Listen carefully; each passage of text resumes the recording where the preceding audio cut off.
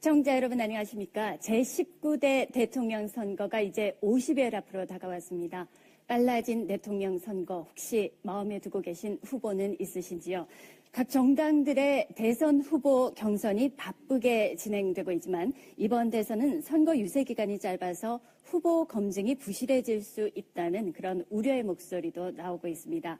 그래서 부산 경남 대표방송 KNN은 TBC 대구 방송, UBC 울산 방송, 그리고 부산 MBC, 경남 MBC, 대구, 포항, 안동 MBC와 함께 후보들의 생각, 그리고 공약, 비전을 비교해 볼 수 있도록 주요 정당의 대선 후보 경선 토론을 진행하고 있습니다.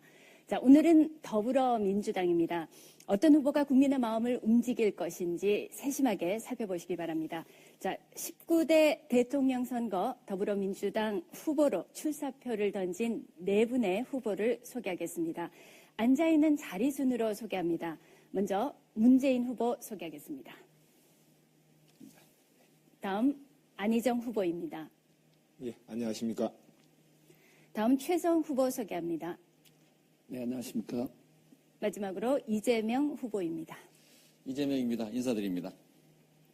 자, 시청자 여러분이 보시는 후보자들의 자리와 답변의 순서는 미리 합의하에 결정이 됐고요. 오늘 토론 방식과 주제도 사전에 후보들과 협의됐음을 알려드립니다.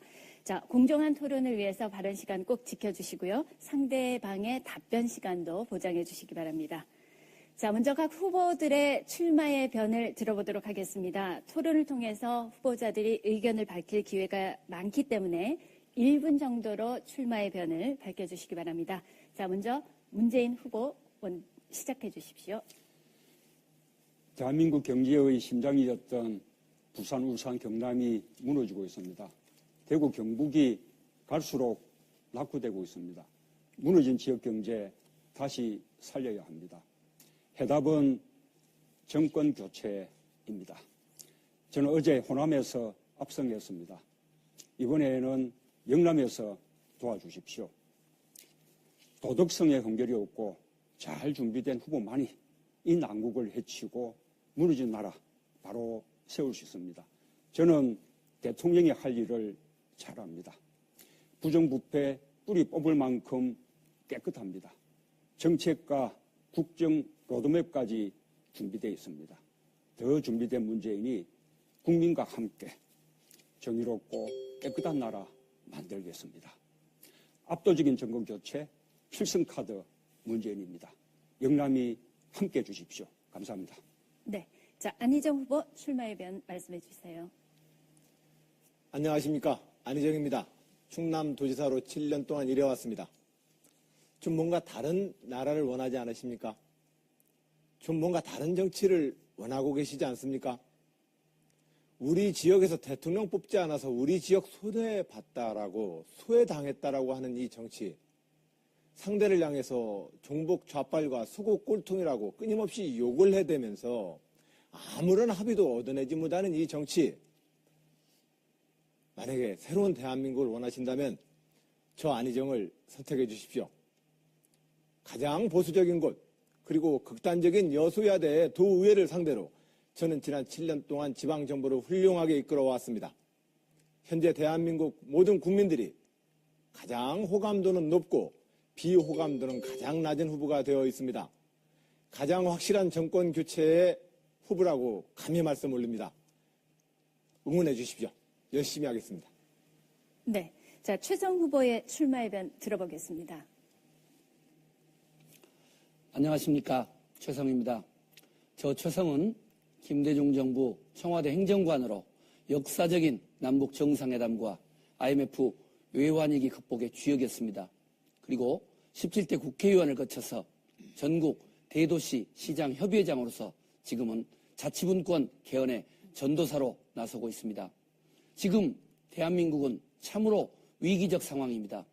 대통령이 탄핵되고 세월호가 견인되고 있고 또 영남권 경제가 무너지고 있습니다.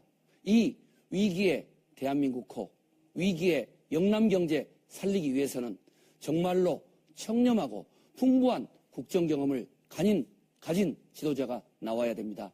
저 최성이 정권교체에 앞장서겠습니다. 자치분권 개헌 시대 활짝 열겠습니다. 그래서 영남 지역과 함께 자치분권의 시대, 지역발전 함께 일구어 가겠습니다. 네. 자, 마지막으로 이재명 후보의 출마 해변 시작하십시오. 인사드립니다. 이재명입니다. 저는 경북 안동의 화전민 출신이고 또 성남에서 소년 노동자로 일하다가 장애인이 돼버린 그야말로 소외된 삶을 살았던 사람입니다. 그러나 노력을 통해서 위기를 기회로 만들고 그야말로 새로운 세상으로 나와서 사법시험도 합격하고 소위 기득권자에 속하게 됐습니다. 그러나 제가 원하는 세상은 공정한 세상입니다. 그래서 모든 것을 버리고 인권 변호사로 시민운동가로 치열하게 살아왔습니다. 상처도 많이 생겼습니다. 그러나 우리가 원하는 세상은 어떤 것입니까? 그냥 정권만 교체되고 우리의 삶은 바뀌지 않는 그런 세상입니까? 정권 교체는 우리의 삶을 바꾸는 하나의 수단일 뿐입니다. 정권을 바꾸고 그걸 통해서 우리의 삶을 바꾸는 진짜 교체, 세상 교체를 위해서 제가 열심히 하겠습니다. 치열하게 살아왔던 것처럼 앞으로도 우리 국민들의 삶을 바꾸기 위해서, 세상을 바꾸기 위해서 말하면 지켰던 이 진정성으로 앞으로도 치열하게 열심히 노력하겠습니다. 감사합니다. 네, 출마 해변 감사합니다. 자, 오늘 토론 방식 먼저 소개하겠습니다. 오늘 토론은 모든 후보에게 공통적으로 질문을 드리는 공통 질문, 또 후보가 직접 질문의 봉투를 선택하는 개별 질문, 한 후보가 주도권을 가지고 토론을 진행하는 주도권 토론으로 구성되어 있습니다. 공통 질문은 3개를 준비를 했습니다. 하지만 생방송이기 때문에 시간 흐름에 따라서 공통 질문이 1개 정도 빠질 수 있다는 점 미리 양해 말씀드립니다. 자, 자세한 진행 방식은 각 토론 때 설명드리겠습니다. 자, 이제 본격적으로 토론을 시작하겠습니다. 제가 첫 번째 공통 질문을 드리겠습니다. 4대강 사업은 처음에는 수질 개선과 용수 확보라는 목적으로 추진이 됐죠. 하지만 취지와 달리 식수원인 낙동강이 4대강 사업의 영향을 받아 심각하게 오염이 돼 있는 그런 상태입니다. 4대강 사업으로 인한 낙동강 식수원 오염, 그리고 파괴된 생태계 복원 문제에 대한 대책, 영남권 전역의 주민들이 만족할 만한 해결책을 제시해 주시기 바랍니다. 자, 발언 순서에 따라서 이재명 후보부터 먼저 답변해 주시죠. 1분입니다. 낙동강을 포함한 이 4대강을 들여다보면 참으로 한심하고 억울하기 그지없는 일입니다. 국민의 혈세를 무려 최대 31조 원까지 투여해서 한 일이 결국은 강을 망치고 사람들의 삶을 망치고 지역을 망치고 말았습니다.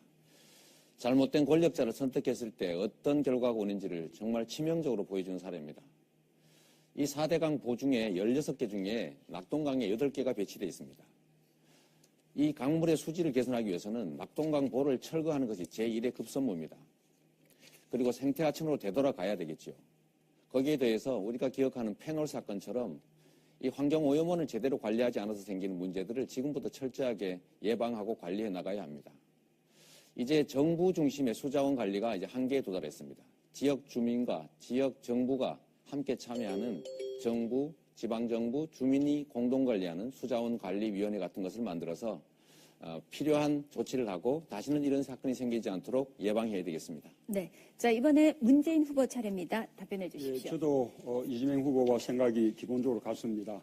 이 4대강 사업은 처음부터 정상적인 사업이 아니었다고 생각합니다. 그 정권 교체가 된다면 그것이 정책 판단의 잘못이었는지 안 그러면 개인적인 치부나 부정부패의 수단이었는지 제대로 한번 규명하고 위법이 있다면 저는 법적인 책임을 묻고 손해배상까지 청구해야 한다고 생각합니다.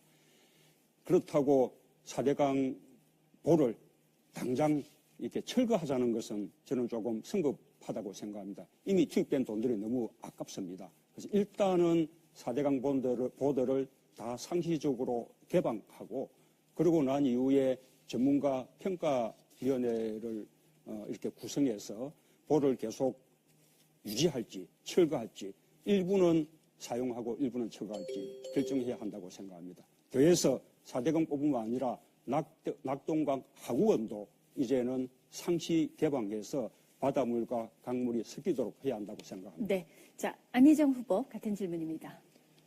예, 어제 낙동강 하류인 대구 달성군에 시범적으로 수문을 열었더니 모래톱이 돌아왔다 이런 언론 보도가 있었습니다. 예, 물은 흘러야 합니다.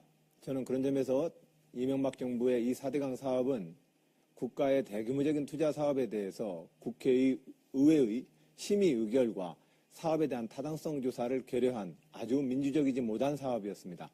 저는 충청남도 도지사로 있으면서 지난 5년 동안 4대강 사업의 찬반 논쟁과 싸움, 그리고 4대강 사업이 끝난 이후 아무도 돌보지 않던 그 금강을 5년 동안 모니터링 해왔습니다.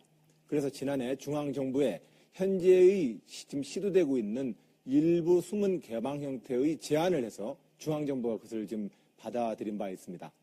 이 4대강 사업의 핵심, 각 권역별 지방자치단체가 이 권역별 물관리 대책에 참여해야 합니다. 자치분권을 통해서 권역별 물관리의 지방정부의 역할을 높이도록 하겠습니다. 예. 자, 마지막으로 최성 후보 답변해 주십시오. 네. 지금 낙동강 오염의 심각성은 이 지역 주민들의 정말 건강을 심대히 위협할 정도로 심각합니다. 농업용수로도 쓸 수 없는 또 주민들의 간질환을 유발할지도 모른다는 전문가들의 우려가 있습니다. 당장 정부와 국회가 나서서 이 심각한 실태를 조사해야 됩니다.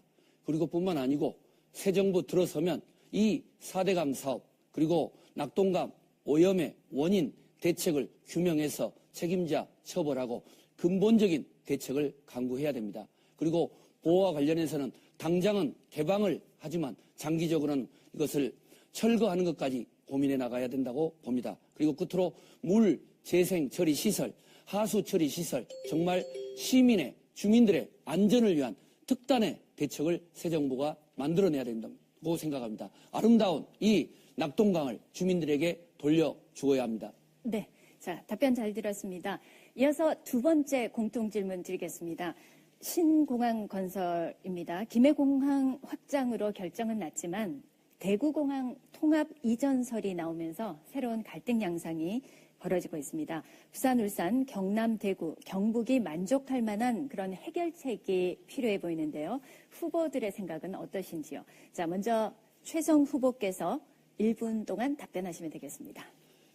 대한민국의 중요한 국가적 정책을 결정할 때 김해공항이냐 아니면 이전하느냐 아니면 대구 국제공항이냐 이 논의를 할 때 정말 관료들이 책상머리에서 탁상 행정 완전히 이걸 극복해야 됩니다. 저는 청와대, 국회, 재선시장으로 있으면서 이 중요한 지역의 현황들을 일방적으로 결정하는 경우를 너무도 많이 봤습니다. 기왕에 김해공항은 확장으로 결정됐기 때문에 그 부분들을 존중하지만 그 이전에 있는 그 인근에 있는 김해 공군 기지와 또 사천 기지와 연계돼서 여러 가지 발전 계획을 수립해야 된다고 봅니다. 그리고 대구 국제공항의 이전도 어느 쪽으로 이전할 건가에 대해서 국방부와 또 다른 견해가 다양합니다만 중요한 것은 지역 주민 자치단체의 의견을 충분히 수렴해서 종합적인 영남권 발전 전략 차원에서 윈윈할 수 있는 방향으로 되어야 된다고 생각합니다. 네. 자, 다음은 이재명 후보 답변해 주시죠. 저는 정치인들이 하지 말아야 될 것들이 참 많지만 그중에서 가장 나쁜 행위가 국민들에게 거짓말을 하는 겁니다. 표를 얻기 위해서 실현 불가능한 약속을 하고 지역 주민 간의 갈등을 초래하고 무엇든지 원하는 건 다 해주겠다 이런 태도로는 사실 정치 발전도 국가 발전도 있을 수가 없습니다. 이 신공항이 대표적인 사례입니다. 이제 그런 새로운 갈등을 만들지 말아야 합니다. 김해공항 이미 확정하기로 약속했으니까 우리 국민들이 만족할 수 있는 수준으로 제대로 확장하고 물동량 충분히 감당할 수 있도록 만들어 나가야 합니다. 지금 대구공항도 지금 논란이 많습니다. 새로 같이 옮길 것인지 아니면 현 공항을 민간공항으로 쓸지 이런 문제에 대해서도 우리 정치인들이 미리 이렇게 하겠다 저렇게 하겠다 약속하지 말고 전문가들의 검토와 지역 주민들의 의견을 충분히 반영할 수 있도록 제대로 된 결정이 될 수 있도록 지원하는 것이 정치의 역할이라고 생각합니다. 더 이상 공항 문제로 혼란을 주지 말고 제대로 결정된 대로 집행했으면 좋겠습니다. 네. 자, 이어서 문재인 후보 같은 질문입니다. 예, 저는 이 문제를 지역 갈등을 키우는 그런 방식으로 논의하는 것은 바람직하지 못하다고 생각을 합니다. 동남권 신공항의 입지가 김해공항으로 결정된 그 부분에 대해서는 정권 교체하면 과연 적절한 것이었는지 한번 살펴보겠습니다. 일단 적절한 결정이었으면 김해공항을 관문공항에 걸맞게 확장하고 소음 대책을 확실히 강구해서 국제선이 24시간 가동될 수 있는 그런 공항으로 만들겠습니다. 또 이 대구공항 이전 문제는 지역사회가 합의하면 정부가 충분히 뒷받침하겠습니다. 지역의 거점공항으로 발전될 수 있도록 교통망 확충도 도와드리겠습니다. 뿐만 아니라 김해공항 확장의 경우에 그 인근에 공항 복합도시를 건설해서 국제물류센터와 또 항공을 통해서 수출하는 초정밀 첨단 산업들을 유치해서 강서와 김해 발전에 도움을 줘야 한다고 생각합니다. 네, 자 마지막으로 안희정 후보 답변해 주시죠. 예, 김해 신공항과 대구 통합공항에 대한 기존의 정부의 방침 또 연구 용역 중인 사업들은 국가의 계획대로 흔들림 없이 추진되고 또한 연구 용역되도록 그렇게 관리하겠습니다. 다만 저는 제가 대통령이 된다면 17개 시도지사님들과 함께 제2국무회의를 신설해서 지역의 문제를 대통령이 직접 머리를 맞대고 논의를 이끌어내도록 하겠습니다. 그리고 다른 후보님들이 말씀하셨던 것처럼 지역 발전과 관련되어지는 중요한 지역개발 공약들이 정치적으로 지역적 갈등과 분열이 되지 않도록 우리 모두가 신중히 관리하자는 제안 말씀드립니다. 정치가 너무 과잉되어 있습니다. 우리는 경제와 공항, 지역에 대한 균형 발전의 관점에서 시도지사님들과 제가 이끄는 차기 정부는 가장 효과적인 국토의 균형 발전의 전략과 해당 사업의 합리적 목적에 따라서 이 일들이 진행되도록 그렇게 이끌겠습니다. 네, 감사합니다. 자, 다음으로 개별 질문 이어가겠습니다. 현재 제가 4가지 색깔의 봉투를 가지고 있습니다. 이 봉투 안에 각기 다른 4개의 질문이 있습니다. 각 후보께서 선택을 하시는데요. 현재 진행되고 있는 후보자 발언 순서대로 선택을 하는 거 동의하십니까? 네. 자, 그럼 한 가지 색깔을 선택하시면 되겠습니다. 먼저 발언 순서에 따라 안희정 후보가 봉투 색깔 선택해 주십시오. 예, 노란색 네, 하겠습니다. 예, 노란색 선택하셨습니다. 안에 질문 내용을 제가 보겠습니다. 후보께서 대통령이 됐다는 가정하에 드리는 질문입니다. 가계부채가 1,300조를 넘어섰습니다. 미국 연준위에서 금리를 0에서 2 내지 3%로 올리자 미국의 영향을 받는 한국의 시중금리 2자리 숫자까지 치솟았습니다. 자, 이것 때문에 가계대출을 받은 한국의 가게들은 사실상 파산 상황에 이르렀는데요. 경기와 가계 연착륙을 위한 실현 가능한 핵심 방안을 제시해 주시기 바랍니다. 예, 참 어려운 질문입니다. 현재 가계부채 1,300조, 이 중에서 지금 현재 원리금 상환의 부담을 느끼는 가장 어려운 가구를 고르면 약 111만 가구에 해당된다는 보고가 있습니다. 저는 이 111만 가구는 미국의 국제금리가 인상되면 1% 인상될 때마다 많은 가계와 가정이 금융적으로 어려워지게 됩니다. 저는 그런 점에서 현재 일정 정도 이상의 이자 부담을 더 감당해낼 길이 없는 이 한 개의 가계라고 표현되어지는 이 한 개의 가계에 대해서 우리가 일정 수준 이상 넘어가는 이자에 대해서는 해당 금융기관과 가계와 정부가 함께 안전장치를 지금 시급히 만들어야 된다고 생각합니다. 미국의 연준이 현재 금리를 어쨌든 올릴 겁니다. 앞으로 3년 내지 4년이 고비입니다. 이 과정에서 한 개 기업들이 파산되지 않도록 관리해 나갈 계획입니다. 네. 자, 이번에는 최성 후보께서 세 가지 중에 선택해 주십시오. 주황색 넥타이를 차고 왔으니까 주황색을 선택하겠습니다. 네. 자, 주황색 선택하셨습니다. 개별 질문은 이렇습니다. 대통령이 됐다는 가정하에 드립니다. 인공지능 그리고 로봇으로 대변되는 4차 산업혁명이 급속도로 진행되고 있죠. 전 연령대 실업률이 더불어서 급증하고 있습니다. 일자리를 잃은 데 격분한 노동자들은 기계를 파괴하는 운동인 러다이트 운동을 일으키고 사회는 혼란해지고 있습니다. 자, 이 난국을 안정시킬 정책 펼쳐주십시오. 네. 우선은 인공지능을 포함해서 빅데이터라든가 이런 4차 산업을 발전 육성하는 과정에서 이것이 새로운 실업을 야기시킬 수 있기 때문에 미리부터 제가 대통령이 된다면 4차 산업 육성 자체가 일자리 창출에 시너지를 발휘할 수 있는 방향으로 노력을 하겠고요. 그럼에도 불구하고 4차 산업 발전에 따라서 4차 산업 혁명에 따라서 실업이 발생할 경우는 그로 인해서 얻어지는 여러 가지 수익들을 그 실업자들 또 그로 인해서 여러 가지 일자리를 잃는 분들에게 그것이 비정규직이든 실업이든 적극적인 지원을 해주고 또 그분들에게 1인 벤처 기업이라든가 또 그 외에 어떻든 실업 대책 지원금 등을 통해서 4차 산업혁명이 일자리 창출과 연결돼서 실업자 문제를 해결하는 쪽으로 적극적인 해법을 찾을 거고 또 충분히 가능하다고 봅니다. 네, 감사합니다. 다음으로 이재명 후보께서 2개 중에 하나를 골라주십시오. 초록색 하겠습니다. 네, 초록색 고르셨습니다. 자, 질문 내용은 이렇습니다. 자, 이것도 대통령이 됐다는 가정하에 드립니다. 저출산 극복을 위해서 지난 5년간 60조 원의 재정이 투입됐었죠. 하지만 출산율 여전히 제자리고 인구 절벽 위기에 놓이고 있습니다. 출산율 저하는 국가 존립의 문제이기 때문에 반드시 해결해야 하는 문제인데요. 자, 만약에 4대강 사업 공사 예산과 맞먹는 22조 이것이 있다면 이것으로 설득 가능한 출산 장려 정책을 설계해 주십시오. 우리 모두가 아는 것처럼 출산율 저하는 우리 국가의 존립에 관한 문제입니다.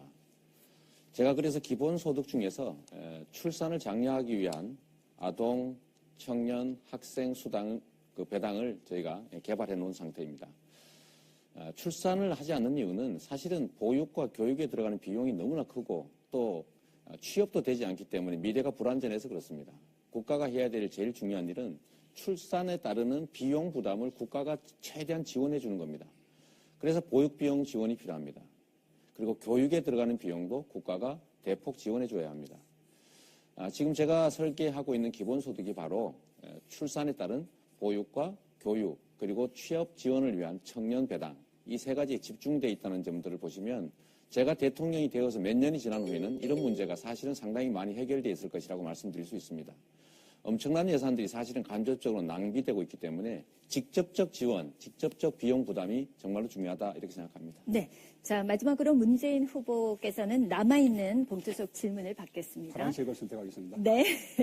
자, 이것도 대통령이 됐다는 가정하에 드립니다.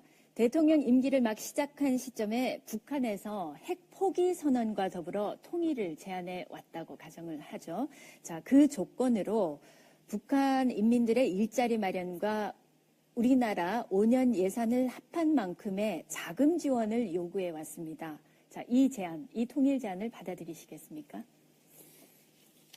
예, 우선 북핵의 완전한 폐기 우리가 반드시 이루어야 할 목표입니다. 그리고 또 북한 핵의 완전한 폐기는 우리 평화협정을 체결하고 또 북미 관계를 정상화하는 이렇게 포괄적으로 해결할 필요가 있다고 생각합니다. 방금 그런 북한의 제의가 온다면 저는 남북 정상회담이 머리를 맞대고 진지하게 협의해 볼 필요가 있다고 생각합니다. 북한 핵의 완전한 폐기와 포기를 조건으로 북한에 대해서 충분히 경제적으로 지원할 필요가 있습니다. 우리 기업들이 북한에 진출해서 북한의 일자리를 늘려준다면 그것은 북한 주민들의 소득만 높여주는 뿐만 아니라 우리 기업들에게도 새로운 성장의 동력이 될 것이라고 생각합니다. 또 우리 젊은이들이 북한으로 진출해서 청년 일자리 문제도 획기적으로 해결할 수 있는 방안이 된다고 생각합니다. 네. 자, 예측하기 힘든 개별 질문 답변 감사합니다.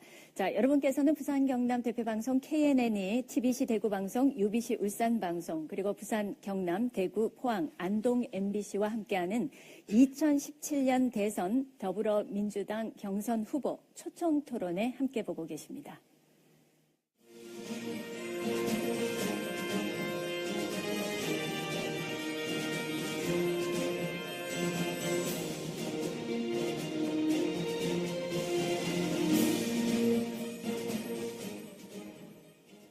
자, 지금부터는 상호 토론의 시간을 갖겠습니다. 토론의 주도권을 쥔 후보가 8분 동안 답변할 후보를 지명하고 자유롭게 질문과 답변을 이끌어내는 그런 주도권 토론 시간입니다. 후보들의 생각과 공약을 서로 검증해 볼 수 있는 그런 좋은 기회가 되겠죠.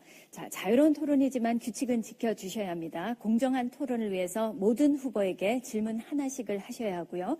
원활한 진행을 위해서 질문은 가급적 짧게 그리고 상대방의 답변도 30초 이상은 보상해 주시기 바랍니다.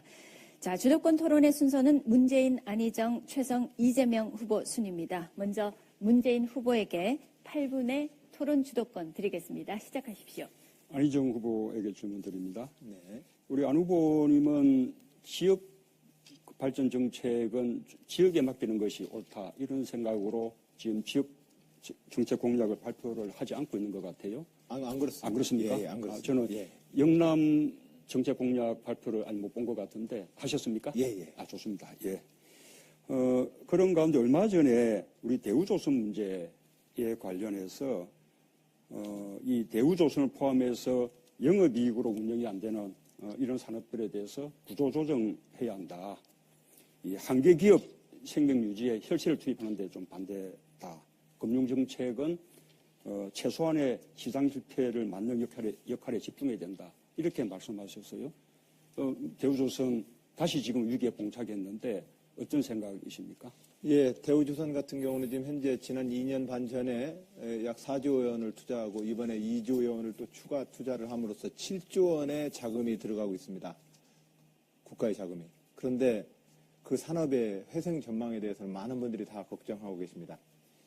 우리는 현재 적절한 형태의 조선산업에 대한 구조조정에 들어가야 합니다. 저는 그런 점에서 여야를 초월해서 국가적 차원의 구조조정, 산업 구조조정에 대한 위원회를 만들어서 이 문제가 집권 여당이 결정을 하면 야당이 반대를 하고 또 정치적인 이해관계에 따라서 끊임없이 지금 내려야 될 결론을 못 내리는 상태로 방치가 된다면 안 된다. 그런 점에서 산업구조조정에 관한 여야를 초월한 산업구조조정위원회를 구성을 해서 이 문제를 풀자 이렇게 생각하고 있습니다. 저는 조선산업은 지금 세계적으로 장기 불황 속에 있긴 있지만 우리가 세계적인 경쟁력을 가지고 있기 때문에 저는 정부가 이 위기를 넘길 수 있도록 지원해서 살려야 한다. 그런 생각이고 지금까지 지원금들은 전부 채권자들에게 채권 회수용으로 많이 이렇게 사용되기 때문에 이번에는 채권자들이 고통을 분담해서 지원금이 오로지 기업 회생에만 사용되도록 해야 된다.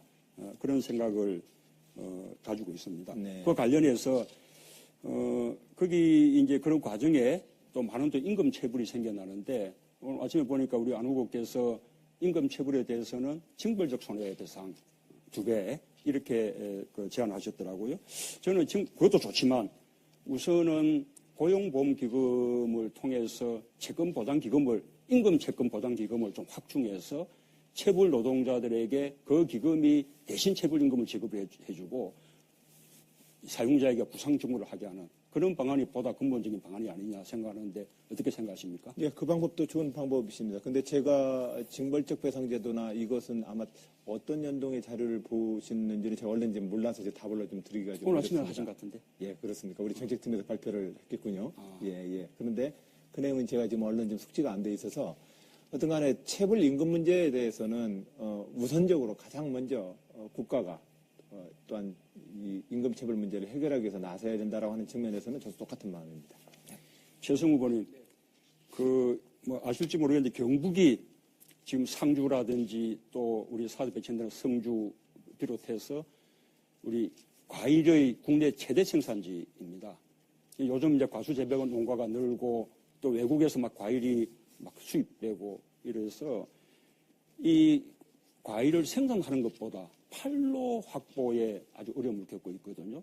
이 문제는 구조적인 문제인데 제가 생각할 때는 해법이 우리 학교, 그다음에 군대 여기에 급식 그리고 간식으로 우리 국내 생산된 과일들을 이렇게 공급하게 한다면 이 소비를 크게 늘려서 판로 문제를 해결해 주지 않을까 생각하는데 어떻습니까? 네, 저희 고양시 사례를 말씀을 드리면 과일은 아니지만 쌀 같은 경우는 고양 쌀의 경우 친환경 이런 무상급식 형태로 해서 고양시 내에 고양시 농수산물을 하게 되니까 아주 지역경제 활성화에도 아주 도움이 되고요. 그런 점에서는 공공 분야로 그런 과일이라든가 이런 농산품들을 판로 확장을 하는 건 대찬성입니다. 그러니까 이제 한 가지만 더 말씀. 그러니까 이 친환경 급식에서 한 걸음 더 나가서 네. 우리 과일들을 후식으로 그리고 또는 간식으로 네. 그렇게 학교와 군대에 네, 제공하게 그렇죠. 하면 공공 분야의 영역으로 예. 확대하는 건 찬성이고요. 예. 다만 이제 하나의 문제는 굳이 이 성주라든가 이런 사드가 배치된 지역을 말씀을 하셨기 때문에 이것은 지난번 논쟁에서 나왔던 한미 FTA 이 협상 과정에서의 이 농업 분야의 위축 또 이 사드 문제 이런 부분들을 포괄적으로 한미 외교를 통해서 우리들의 농수산물의 미국, 중국 어떤 수출 확대에도 적극적인 노력을 펼쳐야 된다 이렇게 생각합니다. 아까 제가 그 제안한 그 방식 학교나 군대의 급식이나 간식에 우리 과일을 공급하자라는 부분은 뭐 중앙정부도 관심 가지고 적극적으로 뒷받침해야 될 문제인데 우선 1차적으로는 지자체에서 좀 먼저 시작하면 좋지 않겠습니까? 여기 이제 다 단체장님들이신데 고양시도 네. 좀 그런 식으로 한번 그래서 계속 말씀드린 게 저희 네 후보 간에 그동안 합의됐던 부분이 이 미국식 연방제 수준의 자치분권 개헌이 되면 지금 문 후보님이 말씀했던 그런 부분들은 자치정부가 중심적으로 해 나가야 되는 것이죠. 알겠습니다. 이재명 후보님.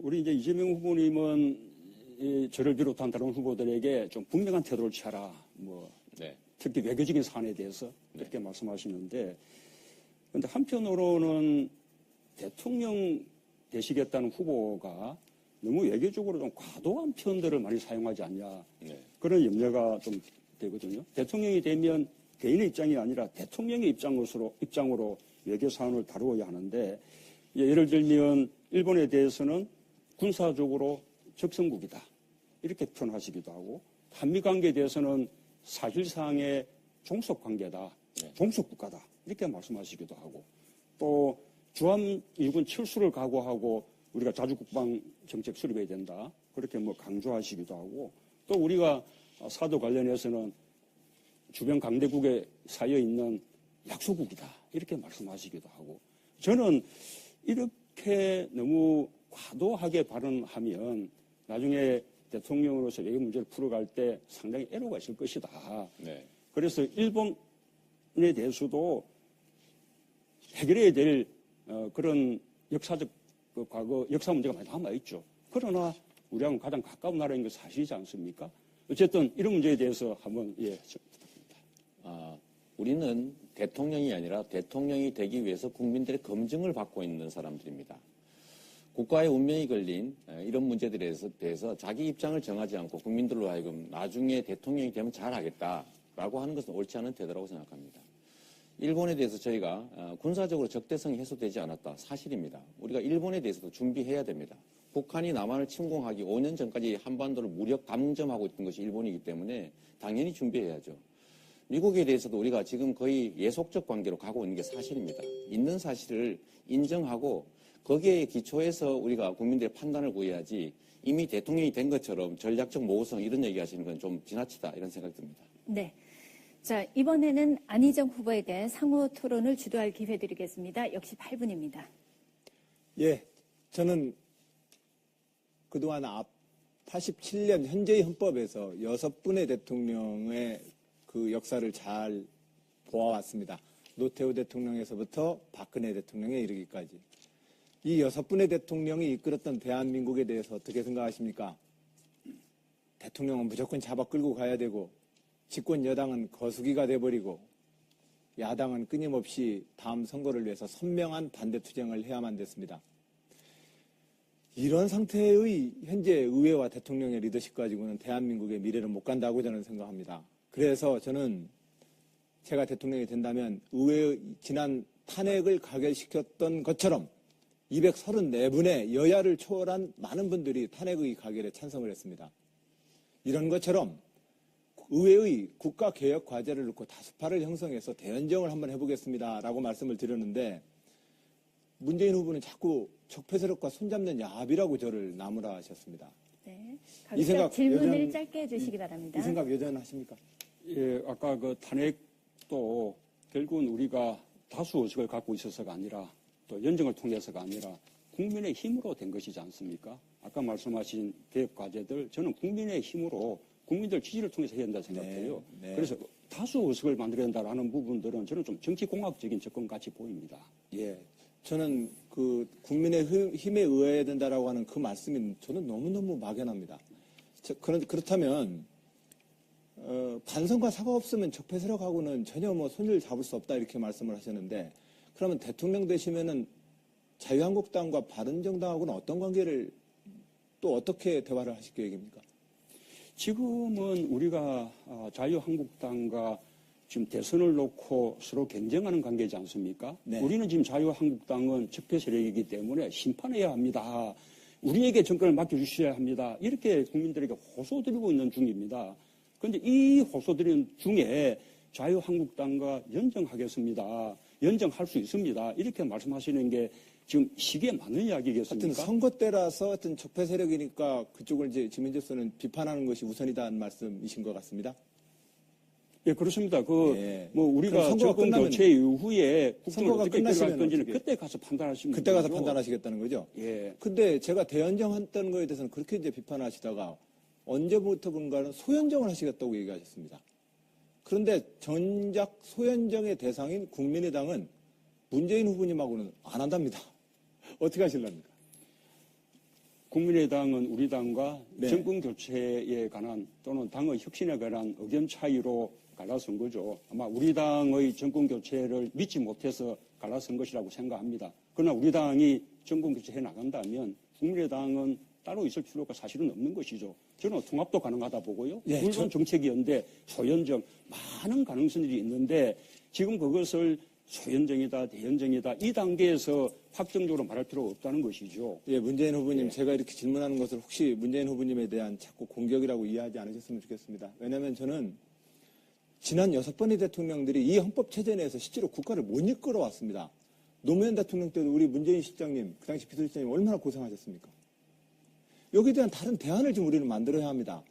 근데 이 다른 대안을 만들자라고 하는 저희 제안에 대해서 지금 선거 때니까 저쪽 비판해야 되지 뭔 얘기하냐 이런 취지의 말씀이신 건지 아니면은 제가 정치적 소신이 지금 변절을 바뀌어서 그래서 지금 좀 무언측한 얘기를 하는 것인지 하여튼 이 둘 중에 하나의 비판을 저한테 계속해 오셨습니다. 안종 후보님, 네. 우리가 그 2003년도 그 집권 첫 해에 오히려 행정수도 지방 이전, 그다음에 국가균형발전법, 뭐 지방분권법 이런 거 법안 다 통과시켰거든요. 예. 소수당이지만 그러나 오히려 우리가 탄핵 이후에 다수당이 됐을 때 우리가 오히려 더 계획을 못했던 그런 또 그 경험을 갖고 있지 않습니까? 알겠습니다. 말씀 잘 알겠습니다. 예. 하여튼 대화를 통해서 잘 풀고 국민의 힘을 동원한다면 잘 하실 수 있다는 문재인 후보님의 말씀이고 저는 그것으로는 안 된다는 것이 저의 생각입니다. 자, 최성 후보님. 네. 예, 우리 미세먼지 문제에 대해서 잠깐 얘기 좀 했으면 좋겠습니다. 네. 미세먼지 문제는 온 국민의 관심입니다. 사실상은 PM10이라고 해서 PM10 수치들은 사실상 자연 미세먼지 정도까지는 우리가 어떻게 버티는데 PM2.5가 돼버리면 이게 인체로 직접 들어와 버립니다. 근데 그것이 대부분 지금 화력발전소나 등등 많은 발전 분야에서 이렇게 만들어지고 있습니다.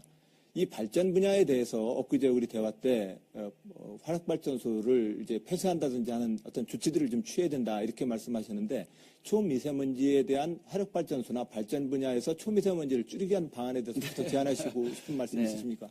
저는 아까 대연정 이야기를 하셔서 또 그걸 저한테 물어볼까 네. 하고 열심히 답변 준비를 했는데 짧게 한 말씀만 올리면 저는 아까 초미세먼지 네. 외에 워낙 중요한 거니까 이 훌륭한 지도자는 초미세먼지에 대해서 네, 말씀해 그래도- 주시기 바랍니다. 아닙니다. 제 주도권 질문이니까 최성 후보님 주도권 질문 때 말씀하시기 네, 바랍니다. 훌륭한 네. 지도자는 네. 이렇게 좀 잘못된 판단이 있을 때는 네. 빨리 그걸 바꿀 줄 아는 용기가 최소- 있어야 된다고 봅니다. 대연정은 그 정도로 하고요. 네. 초미세먼지에 따른 화력발전소 문제는 지난번에도 논의가 나왔던 것처럼 전문가들 의견을 파악을 해서 그것이 전체적으로 폐기 수순으로 가지만 여러 가지 이 초미세먼지의 원인이 화력발전소 문제만이 아니기 때문에 전반적인 어떤 배기가스의 문제 또 중국으로부터 오는 이런 이 공기의 문제 그 부분들을 종합적으로 대책을 세워야 되고 또 특히 공장 화력발전소를 폐기하는 문제는 그 대안적 시설 문제까지 고민하는 그런 종합적 대책이 필요하다고 보고요. 그런 건 전문가들한테 맡기면 되겠죠. 뭐 대통령이 그것까지 다 전문가한테 맡긴다는 일일이 다 뭐 말씀이시죠? 세세하게 지시할 사안은 아니라고 봅니다. 예, 근데 이 문제는 제가 볼 때는 전문가들한테만 단순히 맡겨서는 안 되는 문제입니다. 국가의 전력 수급 계획은 기본적으로 전문가들 손에서 결정하기가 어렵습니다. 그걸 대통령이 일일이 그러면은 아닙니다. 그것에 미세먼지 대해서 PPM까지 결정할 수는 없지 않습니까? 제가 주도권 발언이니까 질문하지 않은 것에 대해서는 좀 제 시간을 좀 보장해 주십시오. 자, 그런 점에서 보면은 국가의 전력 수급 계획 문제에 대해서 저는 대한민국의 대통령이 전력 요금 체계나 수급 계획에 대한 기본 계획을 바꿔야만, 이재명 시장님께 좀 추가적인 질문을 드리는 겁니다. 그럴 때라야만 이 화력발전소나 발전 분야에 대한 전력 수급 계획을 좀 바꿔낼 수 있다고 생각을 합니다. 현실적으로 그것에 대한 계획 변경 없이 현재 우리가 무조건 폐쇄하자 이것만 가지고는 안 될 것 같거든요. 이재명 시장님 어떻게 생각하십니까? 우리가 사실 전기를 너무 과소비하는 나라입니다. 그래서 장기적으로는 전력 사용량을 줄여야 하고 특히 산업 영역에서 원가 이하로 전기료를 부담시키고 국민들한테 그걸 전가하다 보니까 사실 에너지 낭비형 산업이 많이 발달해 있습니다.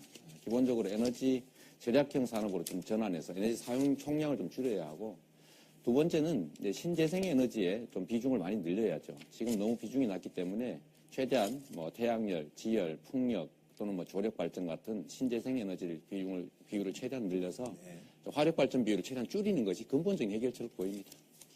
예, 초미세먼지 어머님들, 아버님들, 젊은 엄마 아빠들 걱정, 또 우리 부모님에 대한 걱정, 이 환경 문제 지속 가능한 대한민국의 미래 비전으로서 해결해내겠습니다. 네. 자, 안희정 후보의 주도권 시간이 끝났고요. 이번에 최성 후보에게 주도권 토론 시간 드리겠습니다. 네. 안희정 후보께서 주도권 발언하실 때 드리고 싶은 이야기가 있었는데 못 들어서 약간 서두로 제 이야기를 드리고 세 분께 질의를 드리고자 합니다. 우선 무엇보다 세월호에 미수습자로 추정되는 유골 6개가 발견됐습니다. 유가족과 실종자 가족 여러분께 정말 진심으로 마음으로부터 우러나온 여러 가지 위로의 말씀을 올립니다. 우리 아이들의 안전, 시민의 안전 너무 중요하다고 보고요. 또 우리가 이 조기 대선 치르는 가운데서도 약간의 지지도 뭐 이런 여러 가지 대권 욕에 사로잡히지 않고 정말 세월호 참사 때 저 세상으로 떠나가면서 외쳤던 아이들의 그런 꿈을 꼭 우리가 실현해야 된다고 보고 안전 문제에 각별한 특별한 대책이 필요하다고 봅니다. 그리고 안희정 후보께서 이야기했던 역대 대통령들을 언급을 하시면서 이렇게 동료로 이야기를 하셨는데 저는 뭐 박정희 전 대통령이나 또는 이명박 전 대통령 또 박근혜 씨 뭐 나름대로의 근대화의 역할은 있을지 모르지만 오늘의 이 세월호의 참사 또 박근혜 국정농단 세력의 이런 구조적인 문제가 있었기 때문에 이번에 반드시 정권 교체를 해야 되고 이 과정에서 이야기 드릴 겁니다. 네. 이 과정에서 우리가 적폐청산하는 그런 개혁적 세력으로 민주당이 중심적 역할을 하지 않으면 역사에 죄를 짓는 거다 이렇게 생각을 합니다. 안전 문제와 관련해서 우리 문재인 후보께 질문을 드리도록 하겠습니다. 지금 고리 4호기가 지금 운행이 정지돼서 이 여러 가지 이 원전 문제가 심각합니다. 이 고리 4호기 운행 정지 문제는 비단 이 부산 지역만이 아니라 영남권에 집중돼 있고요. 그래서 저는 이 원전 안전의 대책은 정말로 잘 안 보이십니까? 네, 이 4호기에 대한 문제 원전에 대한 특별 조사가 필요하고 또 국내 원전 실태를 전면적으로 조사하는 것은 물론이고 신규 원전 건설은 전면 중단하고 앞으로 건설 계획 중인 부분들은 백지화시켜서 정말 원전 제로 국가를 만드는 이런 특단의 대책을 세우지 않으면 참으로 심각하다고 생각을 합니다. 이 원전 문제에 대한 근본적인 대책 있습니까? 예, 전적으로 공감하고요. 저는 이미 지난번 대선 때 이미 탈원전 국가를 공약했다는 말씀을 드립니다. 오늘 아침에 고리 4호기가 수동 정지됐습니다. 어제는 월성 4호기에서도 좀 사고가 있었고요. 며칠 전에는 고리 3호기에서도 사고가 있었습니다. 지금 후쿠시마 원전의 경우에는 반경 30km 내에 15만 명 정도가 거주했는데 이 고리 원전 반경 30km 내에는 무려 342만 명이 거주하고 있습니다. 한번 사고 나면 치명적이죠. 말씀하신 대로 탈원전으로 가야 되고, 저는 아까 말씀하신 데 하나 더 추가하자면 설계 수명이 만료된 원전, 지금 월성 1호기 가동되고 있는데 설계 수명이 만료된 원전은 가동해야 된다고 생각합니다. 네. 혹시 이 고리 원전을 배경으로 한 판도라라는 영화를 보셨는지 모르겠습니다만은 이 영화를 굳이 언급하지 않더라도 지금 경주 일원에 지진까지 발생되고 있는 이런 정말 심각한 상황입니다. 이 원전의 방사능 오염 또는 방사능 유출의 위험성과 더불어서 지진까지 같이 연결될 경우는 정말 영남권의 시민들의 안전, 대한민국 국민들의 심대한 위협이 되는데 중요한 것은 이런 부분에 대한 안전에 대한 위기 관리 매뉴얼 또 컨트롤 타워 이런 부분이 대단히 부재하다고 생각을 합니다. 이런 부분에 대해서는 구체적인 해법을 가지고 계십니까? 그래서 말씀하신 대로 세계 최대의 원전 밀집 단지가 지금 활성단청 위에 지금 위치하고 있는 것이거든요. 그래서 집권하는 대로 탈원전 로드맵을 만들어야 한다고 생각하고요. 또 탈원전 될 때까지 원전을 안전하게 관리하기 위해서는 지금 원자력 안전위원회를 저는 대통령 직속위원회로 두어서 독립성을 부여해야 한다고 생각합니다. 네, 뿐만 아니라 가동적인 원전에 대해서는 내진 설계를 대폭 보강해야 한다고 생각합니다. 네. 우리 이재명 후보께 질문드리겠습니다. 지난번에 우리 이제 토론할 때 우리 이재명 후보님께서 제 차고 있는 배지 관련해서 말씀을 하셨는데 그 당시 찾던 배지가 이제 우리 이재명 후보님 잘 못 들으셨을지 모르지만 제가 위안부 피해자 어머님을 양어머님으로 모시고 있는데 그분의 아드님이 돌아가셔서 중국에 계시는데 그때 장례식에 제가 이런 경선 참여나 이런 것 때문에 못 갔었어요. 그래서 한 2주 이제 차고 있었는데 그 부분을 갖고 이야기를 하셔서 제가 좀 과도하게 제가 예민하게 반응했던 점은 있지만 어떻든 그것은 제가 어떤 진정성의 문제는 아니라는 점을 이해를 해주시고요. 지금 부산 소녀상 철거 문제가 이게 정말 일국의 나라가 보일 수 있는 외교분과 지금 또 현재 무슨 이 대사는 잠깐 이게 지금 신임 이준규 주일 한국 대사는 차기 정부가 기존의 협상을 존중해야 된다. 이런 정말 상식 밖에 차기 정부까지 관여하는 이런 행태를 하는데 저는 위안부 특별법 또 여러 가지 재협상 제기를 했는데 위안부 문제에서 우리 이재명 후보 어떻게 이 문제를 풀어야 된다 이렇게 생각하십니까? 전에도 한번 말씀드렸는데 이제 위안부 문제는 국가와 국가 간의 문제는 사실은 한일 협정으로 되게 정리됐다고 보는 것이고요. 지금 현재 문제되고 있는 것은 위안부 개인 피해자와 일본 정부 간의 문제입니다. 결국 그 개인들이 일본국이라고 하는 데서 입은 피해에 대해서 어떻게 보상, 배상받고 사과받고 진실규명할 거냐 하는 문제이기 때문에 이 개인과 일본국 간의 문제를 국가가 나서서 대한민국이 대신 합의할 권한이 없습니다. 제가 아시는 대로 법률가이기도 하고 조금 짧게 그렇기 때문에 권한도 없고 타당하지도 않고 피해자들이 반대하고 그렇기 때문에 이건 사실 합의로서의 최소한의 조건도 갖추지 못했고 타당하지 않기 때문에 완전히 전면적으로 재협의하든지 무시해야 된다 이렇게 생각합니다. 그 시간이 짧기 때문에 제가 잠깐 멘트만 하면 이 한일 간의 위안부 협상을 일본 정부와 위안부 피해자 어머님 간의 개인 문제로 치환해서는 안 될 것 같고요. 위안부 피해자 어머님들을 대신하는 한국 정부와 일본 정부 간의 국가 간의 주권의 문제도 같이 있다는 말씀을 좀 드리고 그다음에 안희정 후보님 질문 드릴게요. 그동안 안희정 후보님이 시간이 짧으니까 짧게 드릴게요. 4대강 사업에 대한 인식이 제가 여러 가지 자료를 좀 봤어요.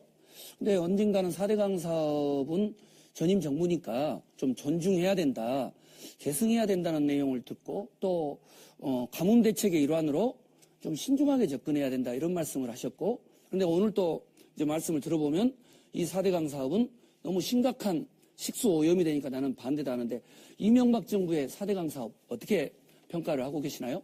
예, 저는 4대강 사업에 대해서 찬성한 적 없습니다. 최성 후보님. 네. 그렇게 말씀하신 건 좀 옳지 않은 말씀이십니다. 저는 제가 찬성한 적 잘 없습니다. 정확하지 않아서 제가 정확한 입장을 이명박 묻는 대통령의 겁니다. 4대강 사업은 민주주의 의회의 예산 회계 제도를 지키지 않은 잘못된 사업입니다. 그러나 그 4대강 사업이 목적으로 했던 바 지방정부 책임자로서 그나마 좀 긍정적으로 사용되도록 그동안 현장에서 노력해왔습니다. 네. 자, 이제 마지막으로 이재명 후보의 주도권 토론 순서입니다. 역시 8분의 시간 드리겠습니다. 저는 우선 이 영남 지역의 사드 문제가 현실적인 현안이 되고 있기 때문에 그 말씀 잠깐 드리도록 하겠습니다. 국가 지도자는 자국의 이익을 지키기 위해서 다른 강대국들에 대해서도 노라고 말할 수 있어야 하고 정말로 온 힘을 다 바쳐야 합니다. 강대국이 요구하니까 정치적으로 이해관계에서 손해볼 것 같으니까 애매한 태도를 취하거나 아니면 강대국에 끌려가서는 안 된다고 생각합니다. 구한말과 같은 위기가 우리한테 다시 오고 있기 때문에 이런 중요한 문제에 대해서는 원칙을 명확하게 가져야 된다. 그리고 국민으로부터 평가받아야 된다. 이 말씀 드리고 싶습니다. 저는 오늘 경제 살리기 얘기를 좀 해보겠습니다. 우리 문재인 후보께서는 루즈벨트를 존경한다고 하시고, 루즈벨트는 사실 초대기업들에 대한 증세, 독점의 해체, 노동권 보호, 노동자 보호 이런 걸 통해서 소득의 균등한 분배를 통해서 유효 수요를 만들어내고 중산층을 만들어내고 그래서 미국의 50년 호황을 만들어낸 그런 훌륭한 분이시죠. 전적으로 공감합니다. 그런데 우리 문 후보님께서는 그런데 실제 내용을 들어가면 이 사실은 초대기업들에 대해서 우호적이시고 복지에 대해서는 상당히 좀 약간 비판적이시고 그런 것 같은데요. 제가 기본소득이라고 하는 거를 제가 제안을 했는데 제 질문 드리는 건 아닙니다. 설명인데 이게 사실은 복지 정책인 동시에 지역 화폐로 지급하면 지역 경제가 살고 또 지방에 많이 지급되니까 지방 경제가 활성화되고 또 경제 유효 수요가 생겨나니까 수요 촉진의 효과가 있지 않습니까? 그래서 이런 걸 보면 지역 경제 발전이라는 측면에서 좀 바람직하다고 생각이 되는데 우선 제가 먼저 우리 최성 후보님한테 먼저 질문을 좀 드릴게요. 최성 후보님은 잠깐만요. 최성 후보님께서는 저는 장애인 지원을 통해서 지역 경제도 살리자라고 해서 장애인 배당을 기본소득의 일부로 하고 있는데 최성 후보께서는 장애인의 예를 들어 삶을 지원하기 위한 어떤 정책을 갖고 계십니까? 네. 뭐 장애인 문제는 우리 이재명 후보님도 뭐 개인적으로 장애라고 하시지만 저 같은 경우는 또 저희 작은 누님이 청각 장애인이세요. 그래서 장애인의 아픔을 누구보다 잘 알죠. 그러니까 이재명 후보님이 말씀하신 것처럼 장애인들의 경우는 전반적인 기본소득 차원에서 청년과 달리 적극적인 지원을 하는 건 찬성이고요. 기본소득 찬성하세요?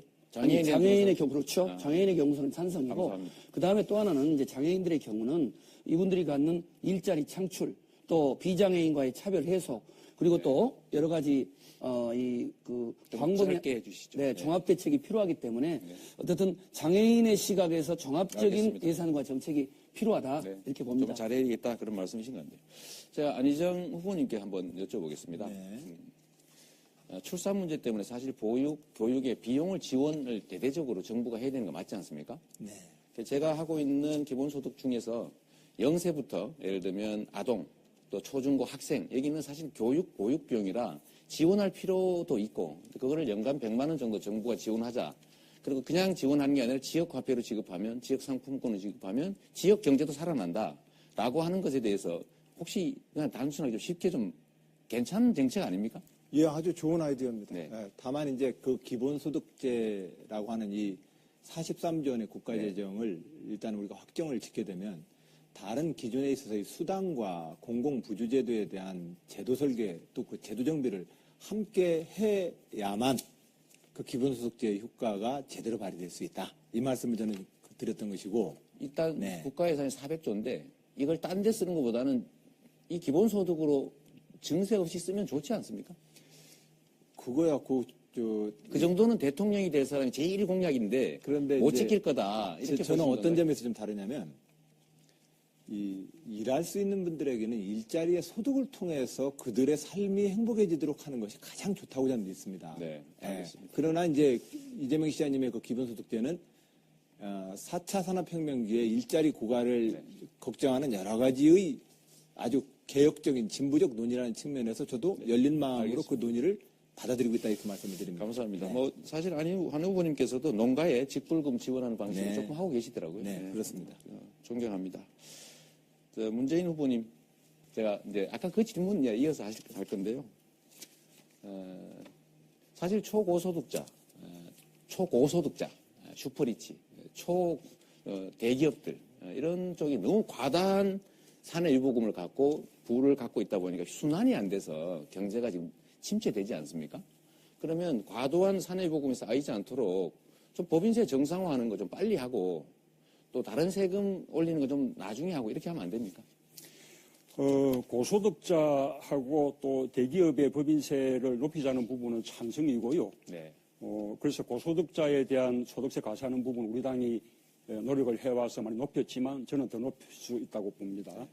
또 이 대기업의 경우에도 법인세를 높여야 되지만 그러나 순서가 네. 법인세 실효세율을 높이고 또 최저한세율을 높이고 그다음에 명목세율을 높이는 부분은 아직 마지막 단계라는 것이고 그다음에 우리 당의 입장이나 저의 입장은 매출 500억, 과세표준 500억 이상에 대해서 25%로 높이자는 것인데 이재명 후보 30% 높이자는 게 너무 과다하다는 것이죠. 네, 알겠습니다.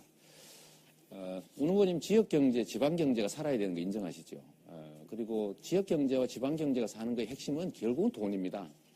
근데 지방경제 또 지역경제, 골목상권을 살리기 위해서 복지 지출을 지역화폐로 지급해서 지역상품권을 지급해서 해당 지역에 쓰게 하는 거 혹시 제가 의견을 한번 여쭤보고 싶은데요. 그건 뭐 아주 찬성이고요. 네. 그래서 저는 우리 이재명 후보님 그 기본소득 그 보장에 대해서 한 절반 정도는 저는 아주 찬성합니다. 네, 알겠습니다. 그런데 문제는 43조 원 1년에 5년간 215조 어떻게 감당할 거냐. 대상이 너무 넓다는 거죠. 보다 말씀을- 더 어려운 쪽에 좀 대상을 좁게 준다면 저는 뭐 대산성할 수 있을 것 같습니다. 어려운 쪽으로 좁힌 겁니다. 장애인, 농어민, 이 65세 이상의 노인, 아동, 청소년, 청년 다 어려운 사람들이죠. 아까 누가 말씀하셨는데 보육 지원이라고 수없이 5년간 60조를 해도 실제 효과가 없거든요. 또 한 가지는 43조 원 중에 15조 원은 국토 보유세라고 하는 걸 걷어서 전액 국민한테 돌려주는 거니까 실제는 재정 부담이 추가로 되는 게 아닙니다. 다만 28조 원이 문제인데 일국의 대통령이 될 사람이 제1공약 그거를 예산 400조 중에서 7%를 아껴서 조정해서 지급하는 거 못할 거다. 어려울 거다. 이거는 제가 보기에는 의지가 없는 거 아니냐 이런 생각이 듭니다. 제가 마지막으로 질문 하나 더 드릴 게 있어서 저는 지역 경제를 살리는데 지금 영남에 보면 부산, 대구, 울산, 경남, 경북에서 11조 원 정도의 지역 화폐가 지급되면 저는 경제 살 거라고 봐요. 그리고 마지막으로 원전 지금 반대 정책 하시는데 이 원전 주장하시는 김진우라는 분이 지금 후보님의 정책팀 에너지 팀장을 맡는데 이거 한번 설명 한번 하시죠. 30초 남았네요. 네. 앞에 질문 먼저 답드리고 남으면 답드리겠습니다. 아까 뒤에 분도 지금은 탈원전을 지지한다고 이미 다 입장을 밝힌 바가 네. 있죠. 우리가 복지를 늘리고 일자리 늘리고 이렇게 해서 재원을 얼마나 우리가 마련할 수 있을까 생각해 보니까 5년간 200조 원을 더 늘린다는 것은 대단히 어려워 보입니다.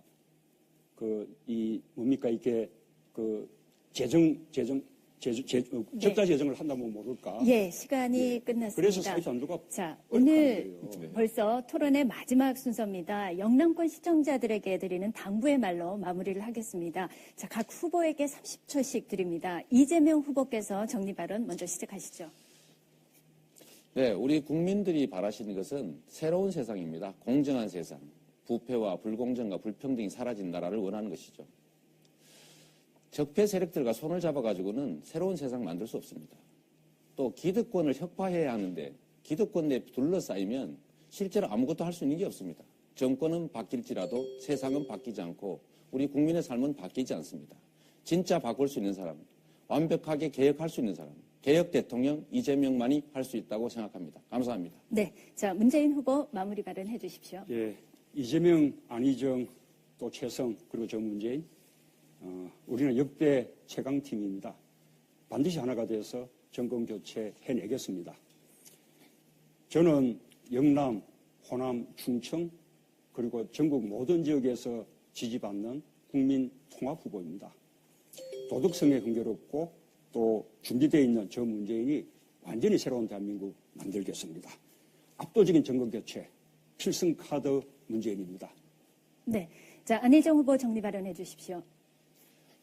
예, 노무현 대통령께 의리와 충성을 다해온 자 안희정입니다.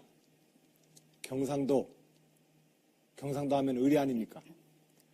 노무현 대통령께 의리와 충성을 다한 저에게 한번 기회를 주시지 않으시겠습니까? 새로운 대한민국 길을 좀 가보겠습니다.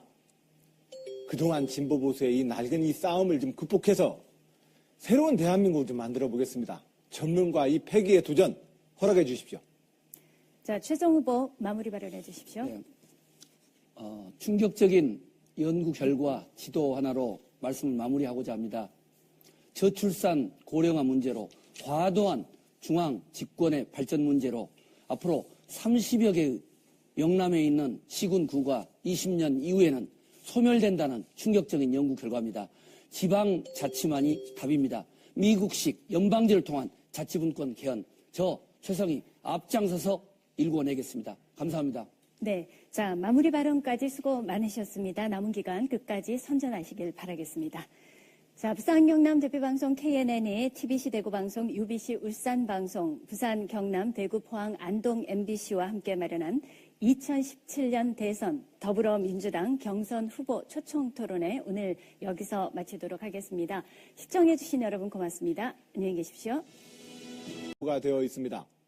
가장 확실한 정권 교체의 후보라고 감히 말씀 올립니다. 응원해 주십시오. 열심히 하겠습니다. 네. 자, 최성 후보의 출마 의견 들어보겠습니다. 안녕하십니까. 최성입니다. 저 최성은 김대중 정부 청와대 행정관으로 역사적인 남북 정상회담과 IMF 외환위기 극복에 주역이었습니다. 그리고 17대 국회의원을 거쳐서 전국 대도시 시장 협의회장으로서 지금은 자치분권 개헌의 전도사로 나서고 있습니다. 지금 대한민국은 참으로 위기적 상황입니다. 대통령이 탄핵되고 세월호가 견인되고 있고 또 영남권 경제가 무너지고 있습니다. 이 위기에 대한민국 위기에 영남 경제 살리기 위해서는 정말로 청렴하고 풍부한 국정 경험을 가진 지도자가 나와야 됩니다. 저 최성희 정권교체에 앞장서겠습니다. 자치분권 개헌 시대 활짝 열겠습니다. 그래서 영남 지역과 함께 자치분권의 시대, 지역발전 함께 일궈가겠습니다. 네, 자, 마지막으로 이재명 후보의 출마 의견 시작하십시오. 인사드립니다. 이재명입니다. 저는 경북 안동의 화전민 출신이고 또 성남에서 소년 노동자로 일하다가 장애인이 돼버린 그야말로 소외된 삶을 살았던 사람입니다. 그러나 노력을 통해서 위기를 기회로 만들고 그야말로 새로운 세상으로 나와서 사법시험도 합격하고 소위 기득권자에 속하게 됐습니다. 그러나 제가 원하는 세상은 공정한 세상입니다. 그래서 모든 것을 버리고 인권 변호사로 시민운동가로 치열하게 살아왔습니다. 상처도 많이 생겼습니다. 그러나 우리가 원하는 세상은 어떤 것입니까? 그냥 정권만 교체되고 우리의 삶은 바뀌지 않는 그런 세상입니까? 정권 교체는 우리의 삶을 바꾸는 하나의 수단일 뿐입니다. 정권을 바꾸고 그걸 통해서 우리의 삶을 바꾸는 진짜 교체, 세상 교체를 위해서 제가 열심히 하겠습니다. 치열하게 살아왔던 것처럼 앞으로도 우리 국민들의 삶을 바꾸기 위해서, 세상을 바꾸기 위해서 말하면 지켰던 이 진정성으로 앞으로도 치열하게 열심히 노력하겠습니다. 감사합니다. 네, 출마 의견 감사합니다. 자, 오늘 토론 방식 먼저 소개하겠습니다. 오늘 토론은 모든 후보에게 공통적으로 질문을 드리는 공통 질문, 또 후보가 직접 질문의 봉투를 선택하는 개별 질문, 한 후보가 주도권을 가지고 토론을 진행하는 주도권 토론으로 구성되어 있습니다. 공통 질문은 3개를 준비를 했습니다. 하지만 생방송이기 때문에 시간 흐름에 따라서 공통 질문이 1개 정도 빠질 수 있다는 점 미리 양해 말씀드립니다. 자, 자세한 진행 방식은 각 토론 때 설명드리겠습니다. 자, 이제 본격적으로 토론을 시작하겠습니다. 제가 첫 번째 공통 질문을 드리겠습니다. 4대강 사업은 처음에는 수질 개선과 용수 확보라는 목적으로 추진이 됐죠. 하지만 취지와 달리 식수원인 낙동강이 4대강 사업의 영향을 받아 심각하게 오염이 돼 있는 그런 상태입니다. 4대강 사업으로 인한 낙동강 식수원 오염, 그리고 파괴된 생태계 복원 문제에 대한 대책, 영남권 전역의 주민들이 만족할 만한 해결책을 제시해 주시기 바랍니다. 자, 발언 순서에 따라서 이재명 후보부터 먼저 답변해 주시죠. 1분입니다. 낙동강을 포함한 이 4대강을 들여다보면 참으로 한심하고 억울하기 그지없는 일입니다. 국민의 혈세를 무려 최대 31조 원까지 투여해서 한 일이 결국은 강을 망치고 사람들의 삶을 망치고 지역을 망치고 말았습니다. 잘못된 권력자를 선택했을 때 어떤 결과가 오는지를 정말 치명적으로 보여주는 사례입니다. 이 4대강 보중에 16개 중에 낙동강에 8개가 배치되어 있습니다. 이 강물의 수질을 개선하기 위해서는 낙동강 보를 철거하는 것이 제1의 급선. 도록 우리 모두가 신중히 관리하자는 제안 말씀드립니다. 정치가 너무 과잉되어 있습니다. 우리는 경제와 공항, 지역에 대한 균형 발전의 관점에서 시도지사님들과 제가 이끄는 차기 정부는 가장 효과적인 국토의 균형 발전의 전략과 해당 사업의 합리적 목적에 따라서 이 일들이 진행되도록 그렇게 이끌겠습니다. 네, 감사합니다. 자, 다음으로 개별 질문 이어가겠습니다. 현재 제가 4가지 색깔의 봉투를 가지고 있습니다. 이 봉투 안에 각기 다른 4개의 질문이 있습니다. 각 후보께서 선택을 하시는데요. 현재 진행되고 있는 후보자 발언 순서대로 선택을 하는 거 동의하십니까? 네. 자, 그럼 한 가지 색깔을 선택하시면 되겠습니다. 먼저 발언 순서에 따라 안희정 후보가 봉투 색깔 선택해 주십시오. 예, 노란색 네, 하겠습니다. 예, 노란색 선택하셨습니다. 안에 질문 내용을 제가 보겠습니다. 후보께서 대통령이 됐다는 가정하에 드리는 질문입니다. 가계부채가 1,300조를 넘어섰습니다. 미국 연준위에서 금리를 0에서 2 내지 3%로 올리자 미국의 영향을 받는 한국의 시중금리 2자리 숫자까지 치솟았습니다. 자, 이것 때문에 가계대출을 받는 한국의 가게들은 사실상 파산 상황에 이르렀는데요. 경기와 가계 연착륙을 위한 실현 가능한 핵심 방안을 제시해 주시기 바랍니다. 예, 참 어려운 질문입니다. 현재 가계부채 1,300조, 이 중에서 지금 현재 원리금 상환의 부담을 느끼는 가장 어려운 가구를 고르면 약 111만 가구에 해당된다는 보고가 있습니다. 저는 이 111만 가구는 미국의 국제금리에 금리가 인상되면 1% 인상될 때마다 많은 가계와 가정이 금융적으로 어려워지게 됩니다. 저는 그런 점에서 현재 일정 정도 이상의 이자 부담을 더 감당해낼 길이 없는 이 한 개의 가계라고 표현되어지는 이 한 개의 가계에 대해서 우리가 일정 수준 이상 넘어가는 이자에 대해서는 해당 금융기관과 가계와 정부가 함께 안전장치를 지금 시급히 만들어야 된다고 생각합니다. 미국의 연준이 현재 금리를 어쨌든 올릴 겁니다. 앞으로 3년 내지 4년이 고비입니다. 이 과정에서 한 개 기업들이 파산되지 않도록 관리해 나갈 계획입니다. 네. 자, 이번에는 최성 후보께서 3가지 선택, 네. 3가지 중에 선택해 주십시오. 주황색 넥타이를 차고 왔으니까 주황색을 선택하겠습니다. 네. 자, 주황색 선택하셨습니다. 개별 질문은 이렇습니다. 대통령이 됐다는 가정하에 드립니다. 인공지능 그리고 로봇으로 대변되는 4차 산업혁명이 급속도로 진행되고 있죠. 전 연령대 실업률이 더불어서 급증하고 있습니다. 일자리를 잃은 데 격분한 노동자들은 기계를 파괴하는 운동인 러다이트 운동을 일으키고 사회는 혼란해지고 있습니다. 자, 이 난국을 안정시킬 정책 펼쳐주십시오. 네. 우선은 인공지능을 포함해서 빅데이터라든가 이런 4차 산업을 발전 육성하는 과정에서 이것이 새로운 실업을 야기시킬 수 있기 때문에 미리부터 제가 대통령이 된다면 4차 산업 육성 자체가 일자리 창출에 시너지를 발휘할 수 있는 방향으로 노력을 하겠고요.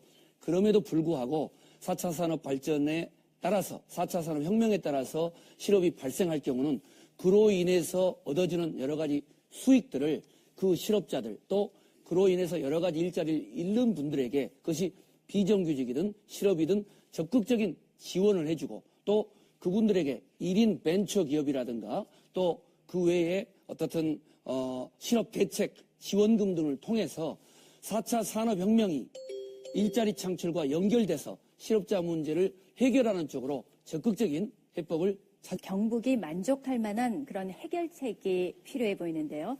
후보들의 생각은 어떠신지요? 자, 먼저 최성 후보께서 1분 동안 답변하시면 되겠습니다. 대한민국의 중요한 국가적 정책을 결정할 때 김해 공항이냐 아니면 이전하느냐 아니면 대구 국제공항이냐 이 논의를 할 때 정말 관료들이 책상머리에서 탁상 행정 완전히 이걸 극복해야 됩니다. 저는 청와대, 국회, 재선시장으로 있으면서 이 중요한 지역의 현황들을 일방적으로 결정하는 경우를 너무도 많이 봤습니다.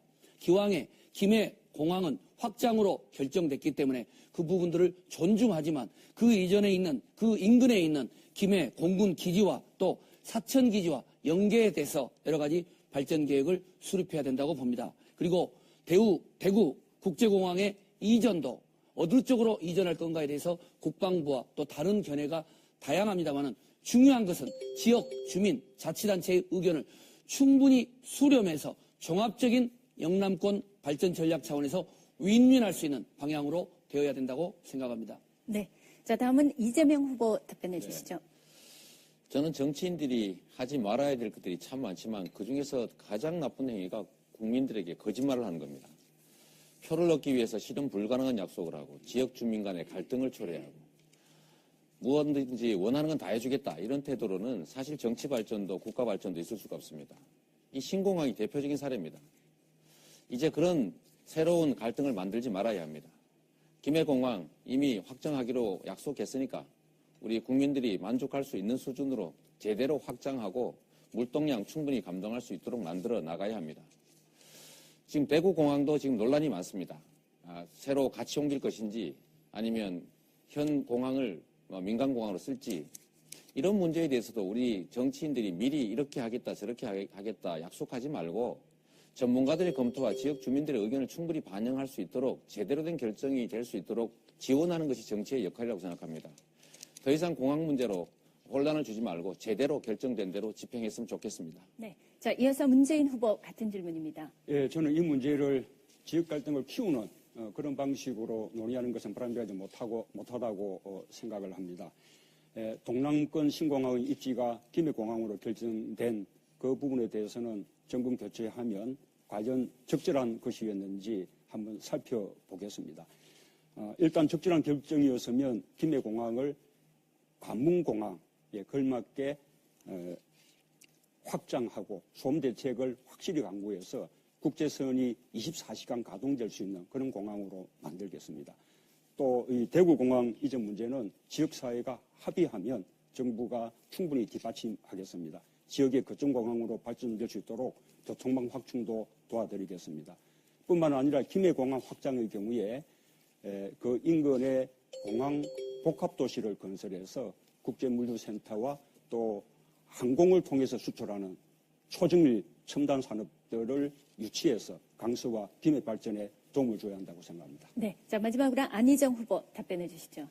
예, 김해 신공항과 대구 통합공항에 대한 기존의 정부의 방침 또 연구 용역 중인 사업들은 국가의 계획대로 흔들림 없이 추진되고 또한 연구 용역되도록 그렇게 관리하겠습니다. 다만 저는 제가 대통령이 된다면 17개 시도지사님들과 함께 제2국무회의를 신설해서 지역의 문제를 대통령이 직접 머리를 맞대고 논의를 이끌어내도록 하겠습니다. 그리고 다른 후보님들이 말씀하셨던 것처럼 지역 발전과 관련되어지는 중요한 지역개발 공약들이 정치적으로 지역적 갈등과 분열이 되지 않도록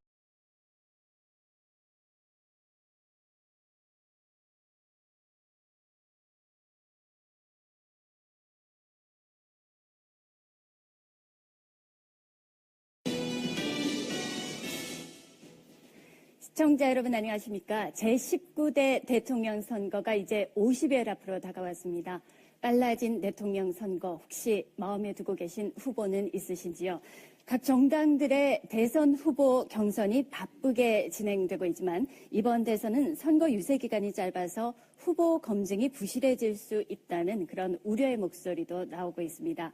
그래서 부산 경남 대표방송 KNN은 TBC 대구 방송, UBC 울산 방송, 그리고 부산 MBC, 경남 MBC, 대구, 포항, 안동 MBC와 함께 후보들의 생각, 그리고 공약, 비전을 비교해 볼 수 있도록 주요 정당의 대선 후보 경선 토론을 진행하고 있습니다. 자, 오늘은 더불어민주당입니다. 어떤 후보가 국민의 마음을 움직일 것인지 세심하게 살펴보시기 바랍니다. 자, 19대 대통령 선거 더불어민주당 후보로 출사표를 던진 네 분의 후보를 소개하겠습니다. 앉아있는 자리 순으로 소개합니다. 먼저 문재인 후보 소개하겠습니다. 다음 안희정 후보입니다. 예, 안녕하십니까? 다음 최성 후보 소개합니다. 네, 안녕하십니까? 마지막으로 이재명 후보입니다. 이재명입니다. 인사드립니다. 자, 시청자 여러분이 보시는 후보자들의 자리와 답변의 순서는 미리 합의하에 결정이 됐고요. 오늘 토론 방식과 주제도 사전에 후보들과 협의됐음을 알려드립니다.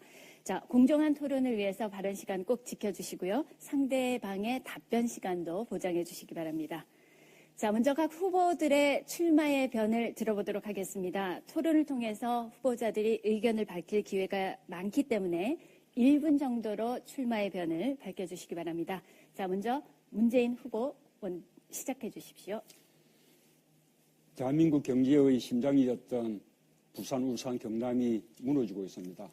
대구, 경북이 갈수록 낙후되고 있습니다. 무너진 지역 경제 다시 살려야 합니다. 해답은 정권 교체입니다. 저는 어제 호남에서 압승했습니다. 이번에는 영남에서 도와주십시오. 도덕성에 흠결이 없고 잘 준비된 후보만이 이 난국을 헤치고 무너진 나라 바로 세울 수 있습니다. 저는 대통령이 할 일을 잘합니다. 부정부패 뿌리 뽑을 만큼 깨끗합니다. 정책과 국정 로드맵까지 준비되어 있습니다. 더 준비된 문재인이 국민과 함께 정의롭고 깨끗한 나라 만들겠습니다. 압도적인 정권교체 필승카드 문재인입니다. 영남이 함께 해주십시오. 감사합니다. 네, 자, 안희정 후보 출마의 변 말씀해 주세요. 안녕하십니까. 안희정입니다. 충남도지사로 7년 동안 일해왔습니다. 좀 뭔가 다른 나라를 원하지 않으십니까? 좀 뭔가 다른 정치를 원하고 계시지 않습니까? 우리 지역에서 대통령 뽑지 않아서 우리 지역 손해봤다라고 소외당했다라고 하는 이 정치, 상대를 향해서 종북 좌빨과 수구 꼴통이라고 끊임없이 욕을 해대면서 아무런 합의도 얻어내지 못하는 이 정치, 만약에 새로운 대한민국을 원하신다면 저 안희정을 선택해 주십시오. 가장 보수적인 곳, 그리고 극단적인 여소야대 도의회를 상대로 저는 지난 7년 동안 지방정부를 훌륭하게 이끌어왔습니다. 현재 대한민국 모든 국민들이 가장 호감도는 높고 비호감도는 가장 낮은 후보입니다. 그리고 생태하천으로 되돌아가야 되겠죠. 거기에 대해서 우리가 기억하는 페놀 사건처럼 이 환경오염원을 제대로 관리하지 않아서 생기는 문제들을 지금부터 철저하게 예방하고 관리해 나가야 합니다. 이제 정부 중심의 수자원 관리가 이제 한계에 도달했습니다. 지역 주민과 지역 정부가 함께 참여하는 정부, 지방정부, 주민이 공동관리하는 수자원관리위원회 같은 것을 만들어서 필요한 조치를 하고 다시는 이런 사건이 생기지 않도록 예방해야 되겠습니다. 네, 자, 이번에 문재인 후보 차례입니다. 답변해 주십시오. 예, 저도 이재명 후보와 생각이 기본적으로 같습니다. 이 4대강 사업은 처음부터 정상적인 사업이 아니었다고 생각합니다. 그 정권 교체가 된다면 그것이 정책 판단의 잘못이었는지 안 그러면 개인적인 치부나 부정부패의 수단이었는지 제대로 한번 규명하고 위법이 있다면 저는 법적인 책임을 묻고 손해배상까지 청구해야 한다고 생각합니다. 그렇다고 4대강 보를 당장 이렇게 철거하자는 것은 저는 조금 성급하다고 생각합니다. 이미 투입된 돈들이 너무 아깝습니다. 그래서 일단은 4대강 보도를 다 상시적으로 개방하고 그러고 난 이후에 전문가 평가위원회를 이렇게 구성해서 보를 계속 유지할지 철거할지 일부는 사용하고 일부는 철거할지 결정해야 한다고 생각합니다. 더해서 4대강 뿐만 아니라 낙동강 하구원도 이제는 상시 개방해서 바닷물과 강물이 섞이도록 해야 한다고 생각합니다. 네, 자, 안희정 후보 같은 질문입니다.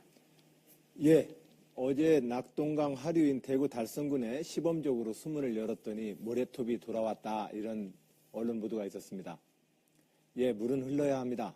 저는 그런 점에서 이명박 정부의 이 4대강 사업은 국가의 대규모적인 투자 사업에 대해서 의회의 심의 의결과 사업에 대한 타당성 조사를 결여한 아주 민주적이지 못한 사업이었습니다.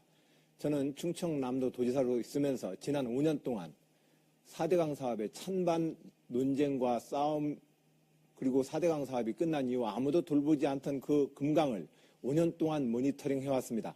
그래서 지난해 중앙정부에 현재의 지금 시도되고 있는 일부 수문 개방 형태의 제안을 해서 중앙정부가 그것을 지금 받아들인 바 있습니다. 이 4대강 사업의 핵심, 각 권역별 지방자치단체가 이 권역별 물관리 대책에 참여해야 합니다. 자치분권을 통해서 권역별 물관리의 지방정부의 역할을 높이도록 하겠습니다. 예. 자, 마지막으로 최성 후보 답변해 주십시오. 네. 지금 낙동강 오염의 심각성은 이 지역 주민들의 정말 건강을 심대히 위협할 정도로 심각합니다. 농업용수로도 쓸 수 없는 또 주민들의 간질환을 유발할지도 모른다는 전문가들의 우려가 있습니다. 당장 정부와 국회가 나서서 이 심각한 실태를 조사해야 됩니다. 그리고 뿐만 아니고 새 정부 들어서면 이 4대강 사업 그리고 낙동강 오염의 원인 대책을 규명해서 책임자 처벌하고 근본적인 대책을 강구해야 됩니다. 그리고 보호와 관련해서는 당장은 개방을 하지만 장기적으로는 이것을 철거하는 것까지 고민해 나가야 된다고 봅니다. 그리고 끝으로 물 재생 처리 시설, 하수 처리 시설, 정말 시민의 주민들의 안전을 위한 특단의 대책을 새 정부가 만들어내야 된다고 생각합니다. 아름다운 이 낙동강을 주민들에게 돌려주어야 합니다. 네. 자, 답변 잘 들었습니다. 이어서 두 번째 공통 질문 드리겠습니다. 신공항 건설입니다. 김해공항 확장으로 결정은 났지만 대구공항 통합 이전설이 나오면서 새로운 갈등 양상이 벌어지고 있습니다. 부산, 울산, 경남, 대구